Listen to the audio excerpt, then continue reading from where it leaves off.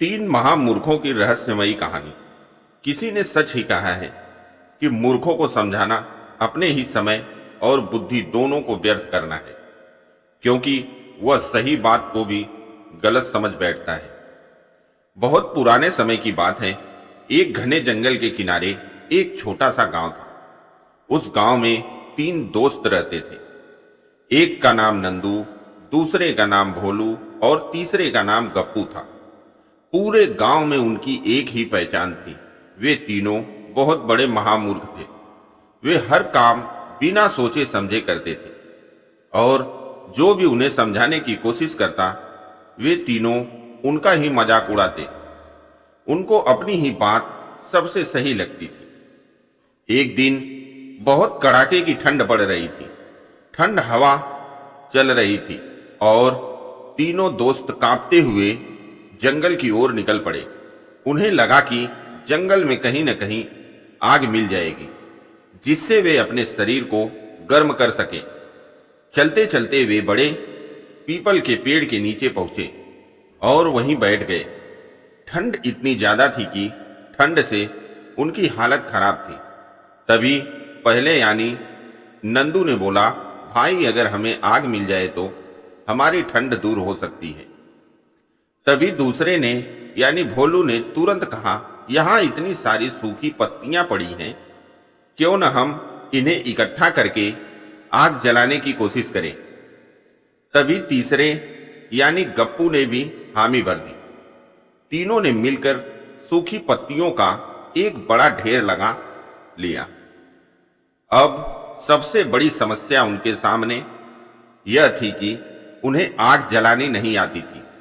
वे बस बैठे सोचते रहे कि आग कैसे जलाई जाए। तभी गप्पू की नजर अचानक आसमान में उड़ते हुए एक जुगनू पर पड़ी। वह चमक रहा था। गप्पू जुगनू को देखते ही खुशी के मारे उछल पड़ा और बोला, देखो देखो भाई, हवा में चिंगारी उड़ रही है। अगर हम इसे पकड़ ले और पत्तियों के नीचे रख दें तो आग जल जाएगी।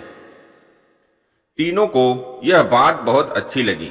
वे उस जुगनू को पकड़ने के लिए इधर उधर दौड़ने लगे। काफी कोशिश करने के बाद भोलू ने उसे पकड़ लिया और खुशी से चिल्लाने लगा और कहने लगा, देखो भाइयों, मैंने चिंगारी पकड़ ली। पास ही एक पेड़ पर एक मैना अपने घोंसले में बैठी यह सब देख रही थी। उसको इन तीनों की हरकतें देखकर तुरंत समझ आ गया कि ये तीनों तो महामूर्ख हैं और ये तीनों मिलकर बहुत बड़ी गलती करने वाले हैं। उसने धीरे से कहा, भाइयों, यह चिंगारी नहीं है, यह तो जुगनू है, इससे आग नहीं जलेगी। तभी नंदू ने गुस्से में ऊपर देखा और मैना को बोला, अब तू हमें सिखाएगी कि ये चिंगारी नहीं जुगनू है? तू हमसे ज्यादा समझदार है। तू चुपचाप बैठी रहे अपने घोंसले में। मैना ने फिर समझाने की कोशिश की, अगर तुम्हें आग जलानी ही है तो दो पत्थर उठाओ और उनको आपस में टकराओ, उससे चिंगारी निकलेगी। लेकिन तीनों ठहरे महामूर्ख। वे तीनों अपने आगे कहां किसी की सुनते थे। उन्होंने उसकी बात को नजरअंदाज कर दिया। उन्होंने जुगनू को पत्तियों के ढेर के नीचे रख दिया और चारों तरफ से फूंक मारने लगे। वे पूरी ताकत से फूंक मारते रहे, लेकिन कुछ भी नहीं हुआ। जुगनू बेचारा पत्तों के नीचे दबकर मर गया और पत्तियां वैसे ही पड़ी रहीं। धीरे धीरे तीनों को गुस्सा आने लगा। ठंड भी बढ़ती जा रही थी और आग जल नहीं रही थी।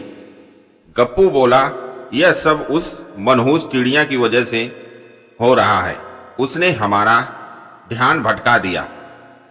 गप्पू की यह बात सुनकर भोलू भी चिल्लाने लगा और बोला, हाँ भाई, तुम सही कह रहे हो, वही अशुभ है। मैना ने एक बार फिर हिम्मत करके कहा, भाई, मैं तो तुम्हारी मदद कर रही हूं। तुम झूठ मूठ का गलत कर रहे हो, लेकिन इस बार मैना चिड़िया की बात सुनकर नंदू का गुस्सा 7वें आसमान पर पहुंच गया। उसने जमीन से एक बड़ा पत्थर उठाया और जोर से मैना की ओर फेंक दिया और वह पत्थर जाकर सीधे मैना को लगा। वह पत्थर लगते ही मैना सीधे अपने घोंसले से नीचे जमीन पर गिर पड़ी। वह घायल हो गई और कुछ ही देर बाद उसकी मृत्यु हो गई। लेकिन उन तीनों मूर्खों को कोई फर्क नहीं पड़ा। वे तीनों ने उसकी ओर देखा भी नहीं। वे फिर अपने काम में लग गए, लेकिन अब उनके पास कोई उपाय नहीं था। ठंड और बढ़ती गई और वे कांपते हुए वहीं बैठे रहे। रात किसी तरह बीत गई। सुबह होते होते तीनों की हालत खराब हो चुकी थी। वे भूखे प्यासे और ठंड से बेहाल थे। तब उन्हें थोड़ा थोड़ा एहसास होने लगा कि उन्होंने बहुत बड़ी गलती की है। तब नंदू ने धीरे से बोला, शायद वह चिड़िया सही कह रही थी भाई। भोलू ने सिर झुकाकर कहा, हाँ, हमने उसकी बात नहीं मानी और उसे नुकसान पहुंचाया। गप्पू की आंखों में आंसू आ गए और वह बोला, हाँ भाई, अगर हम उसकी बात मान लेते तो शायद हमें आग मिल जाती और वह भी जिंदा होती। तीनों बहुत पछताए, लेकिन अब कुछ नहीं हो सकता था। लेकिन उन तीनों को समझ में इतना तो आ ही गया था कि उनकी मूर्खता और घमंड ने उन्हें इस हालत में पहुंचाया है। उनकी मूर्खता के कारण एक चिड़िया की जान चली गई। उस दिन के बाद उन तीनों ने यह फैसला किया कि वे कभी भी बिना सोचे समझे कोई काम नहीं करेंगे और जो भी सही सलाह देगा उसकी बात जरूर सुनेंगे। धीरे धीरे उन्होंने अपनी आदतें बदली और समझदार बनने लगे। गांव वाले भी यह देखकर हैरान थे कि तीनों अब पहले जैसे नहीं रहे। वे अब किसी की बात काटते नहीं थे, बल्कि ध्यान से सुनते थे और यह सोच समझकर काम करते थे। इस कहानी से हमें यह सीख मिलती है कि हमें कभी भी घमंड नहीं करना चाहिए और दूसरों की सही सलाह को नजरअंदाज नहीं करना चाहिए। जो लोग बिना सोचे समझे काम करते हैं और दूसरों की बात नहीं मानते, वे अक्सर नुकसान उठाते हैं।